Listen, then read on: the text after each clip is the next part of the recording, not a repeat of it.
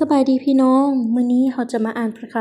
ำกิจการบทที่8ข้อที่26หา40ซึ่งเรื่องนี้จะกล่าวถึงข้าราชการชั้นสูงท่านหนึ่งของราชินีเอธิโอเปีย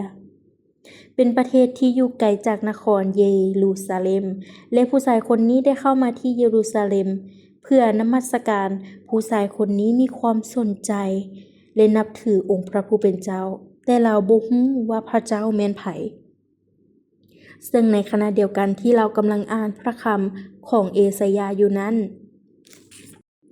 พระเจ้าได้ส่งฟิลิปเพื่อมาอธิบายให้เราได้รับรู้ว่าสิ่งที่เรากำลังอ่านอยู่นั้นแม่นหยังกันแท้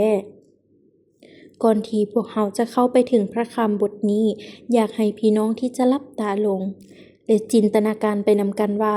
หากเป็นพี่น้องที่ได้พบสถานการณ์นี้พี่น้องจะรู้สึกแนวใดในพระคำบทนี้ได้กล่าวว่าแล้วเทวดาตนหนึ่งขององค์พระผู้เป็นเจ้าได้สั่งฟิลิปว่าจงลุกขึ้นเตรียมตัวให้พร้อมและไปทางทิศใต้ตามทางเตนครเยรูซาเล็มลงไปสู่กาซาดังนั้นท่านจึงลุกขึ้นเดินทางไปและเบิ่งแม่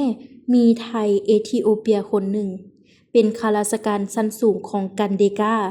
คือราชินีของชาวเอธิโอเปียเป็นนายข้างทรัพย์ทั้งหมดของราชินีเพิ่นได้มาที่นครเยรูซาเล็มเพื่อนมัสการขณะที่นั่งรถม้ากำลังกลับเมืองเพิ่นได้อ่านหนังสือของผู้ทำนวยเอสายาอยู่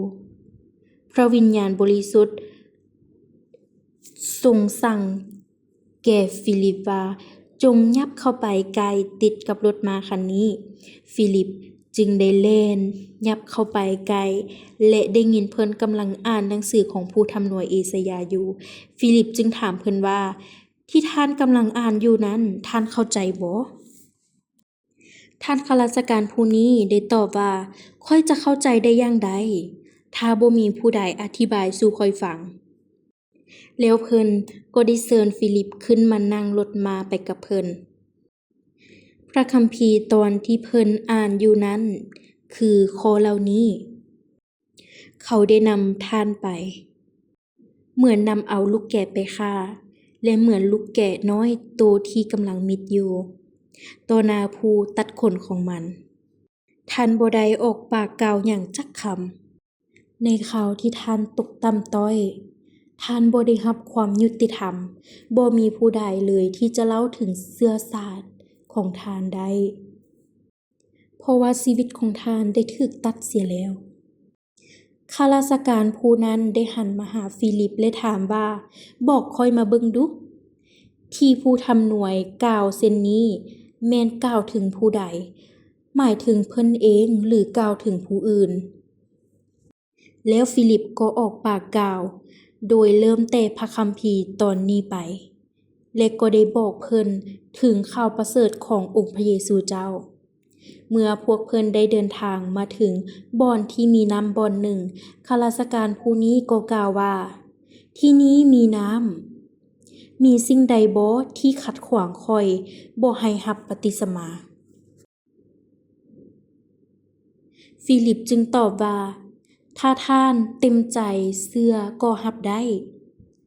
เพิ่นตอบว่าข้อยเชื่อว่าองค์พระเยซูคริสต์เจ้า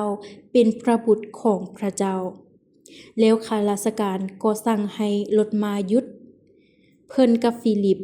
จึงลงไปในน้ำและฟิลิปก็ได้ให้เพิ่นรับบัพติศมาเมื่อทั้งสองขึ้นมาจากน้ำแล้วพระวิญญาณบริสุทธิ์ขององค์พระผู้เป็นเจ้าก็รับเอาฟิลิปไปส่วนข้าราชการผู้นั้นก็บ่เห็นฟิลิปต่อไปอีก